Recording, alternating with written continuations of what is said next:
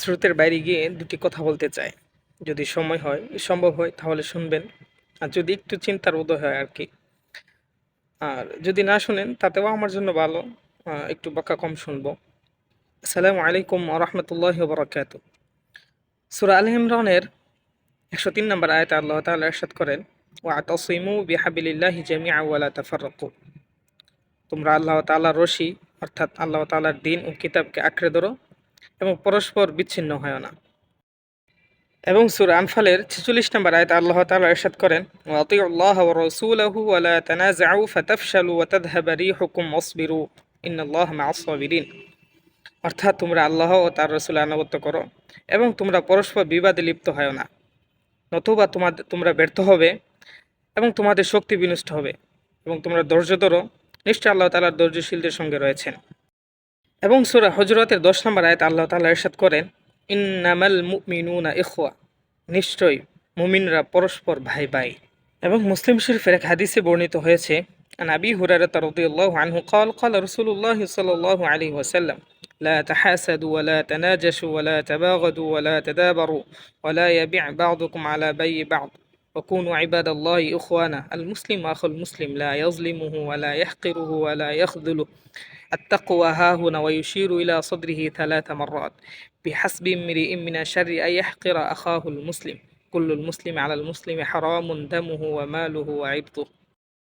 হযরত আবু হুরায়রা রাদিয়াল্লাহু আনহু থেকে বর্ণিত যে রাসূল সাল্লাল্লাহু আলাইহি ওয়াসাল্লাম বলেছেন, তোমরা পরস্পর হিংসা পোষণ করবে না, তোমরা পরস্পরে ধোঁকাবাজি করবে না, তোমরা পরস্পর বিদ্বেষ পোষণ করবে না, তোমরা একে অপরের ক্ষতি করার উদ্দেশ্যে পেছনে শত্রুতা করবে না, এবং একজনের বেচাকেনার উপর আরেকজন বেচাকেনা করবে না।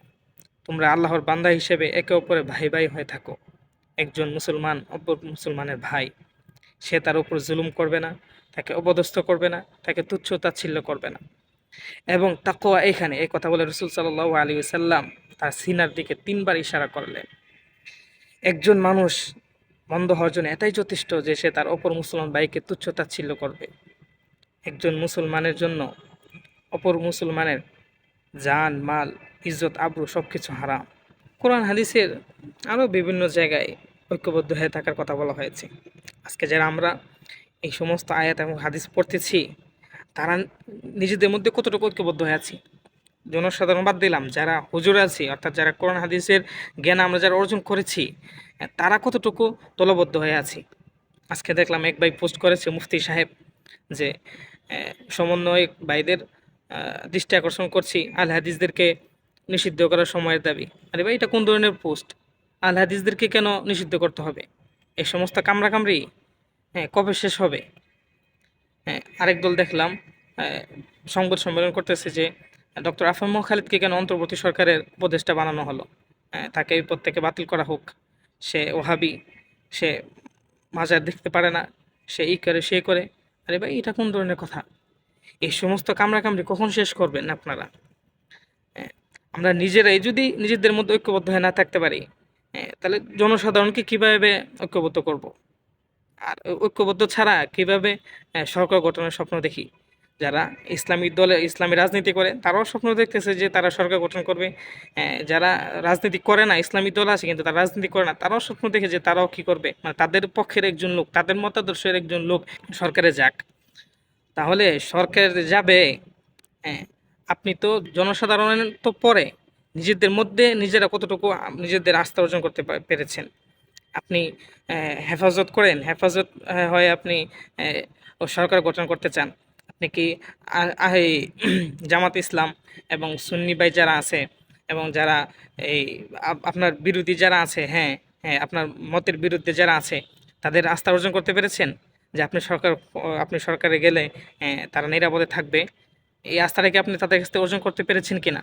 আপনি জামাতে ইসলাম করেন, আপনি চান যে আপনার ওই দল সরকার গঠন করুক, তা আপনি কি হেফাজতের এবং সুন্নি ভাই যারা আছে এবং আপনার মতের বিরুদ্ধে যে সমস্ত দলগুলো আছে, হ্যাঁ, তাদের আস্থা অর্জন করতে পেরেছেন যে আপনারা যদি ক্ষমতায় যান তাহলে তারা আপনাদের কাছে নিরাপদ থাকবে? আপনি আহলে হাদিস, আপনিও চান যে আপনার মতাদর্শের একজন লোক কি যাক, সরকার গঠনে যাক, হ্যাঁ, তাহলে আপনি কি ওই আস্থাটা অর্জন করতে পেরেছেন? যারা হানাফি আছেন, যারা সুন্নি আছেন, বা আপনার মতের বিপরীতে যারা আছেন, তারা আপনার কাছে নিরাপদ থাকবে, এই আস্থাটা আপনি অর্জন করতে পেরেছেন? এবং যারা চরমনাইওয়ালা যারা আছেন, তারা কি এই আস্থাটা অর্জন করতে পেরেছেন কিনা? যারা আহলে হাদিস আছেন, যারা জামাত ইসলামে আছেন, যারা হেফাজতে ইসলাম আছেন, যারা সুন্নি আছেন, তারা আপনাদের কাছে নিরাপদ, এই আস্থাটা আপনি অর্জন করতে পেরেছেন কিনা? নিজেদের মধ্যে যদি নিজেরা আস্থা অর্জন না করতে পারেন, হ্যাঁ, তাহলে জনসাধারণের আস্থা আপনারা কীভাবে অর্জন করবেন? আর এই আস্থা ছাড়া আপনারা কীভাবে ক্ষমতা যাওয়ার স্বপ্ন দেখেন, কীভাবে সরকার গঠনে যাওয়ার স্বপ্ন দেখেন, কীভাবে আপনারা এই সরকারের গঠনে আপনারা আলেমদের প্রতিনিধিত্ব চান? একজন তারা তো প্রথমে আলেমদের প্রতিনিধিত্ব ছাড়াই সরকার গঠন করতে চেয়েছিল, তাও অনেক কিছুর পরে একজন প্রতিনিধি তারা নির্বাচন করেছে, তার মধ্যেই এক একজনের এক এক মানে এই মতামত যে তাকে রাখা যাবে না। তাহলে চিন্তা করুন, তাহলে কোন ভিত্তিতে, কিসের উপরে ভিত্তি করে যে এই স্বপ্ন দেখেন যে আপনারা সরকার গঠন করবেন? আমরা নিজেদের আস্থা অর্জন করতে পারি নাই, একদল আরেক দলের আস্থা অর্জন করতে পারি নাই, তাহলে আমরা জনসাধারণের আস্থা কীভাবে অর্জন করব? বাংলাদেশের অধিকাংশ মানুষই কিন্তু চায় ক্ষমতার মস্তদে একজন যোগ্য ক্ষুধাভীরু একজন আলেম বসুক, কারণ বাংলাদেশের মানুষের স্বভাবজাতভাবেই হুজুরদের প্রতি একটা সম্মান কাজ করে। কিন্তু আমরা আমাদের এই কামড়াকামড়ির কারণে একটা শিক্ষিত একটা মহল থেকে আমাদের এই সম্মানের জায়গাটা হারাচ্ছি, এবং আমাদের প্রতি তাদের অনীহা চলে আসতেছে। শুধু আমাদের প্রতি না, হুজুরদের প্রতি না, এরকম লোকের সংখ্যা কম নয় যাদের ধর্মের প্রতি অনীহা চলে আসতেছে। আমি এরকম অনেক লোক দেখেছি যারা এই একটা কারণে তারা হুজুরদের প্রতি অনীহা চলে আসছে। আগে হুজুরদের অনেক বড় ভক্ত ছিল, কিন্তু এখন হুজুরদের প্রতি তাদের অনীহা চলে আসছে। এমন লোক দেখেছি যারা ধর্মের প্রতি অনীহা চলে আসছে, কম দেখি নাই, সংখ্যা কম না, সংখ্যা বড়ই। মানুষ আমাদেরকে ধর্মের শিআর অর্থাৎ ধর্মের প্রতীক মনে করে। আমাদের থেকে মানুষ এই সমস্ত কামড়াকামড়ি, দলাদলি, এই সমস্ত হিংসা বিদ্বেষ এগুলো আশা করে না। এই সমস্ত কথা বলার যোগ্যতা এবং অবস্থান কোনোটাই আমার নেই, এমনকি ইচ্ছাও ছিল না। কিন্তু আজকে এক বাইরে পোস্ট দেখে যে আহলে হাদিসদেরকে নিষিদ্ধ করার সময়ের দাবি, মনে অনেক কষ্ট লেগেছে। কষ্ট নিয়ে এই কথাগুলো বললাম, জানি এই কথাগুলো বলার পরে হয়তো অনেকেই বকাবকি করতে পারে। তো এই বকা শোনার মানসিক প্রস্তুতি নিয়েই কথাগুলো বললাম। ওকে, আসসালামু আলাইকুম রহমতুল্লাহ।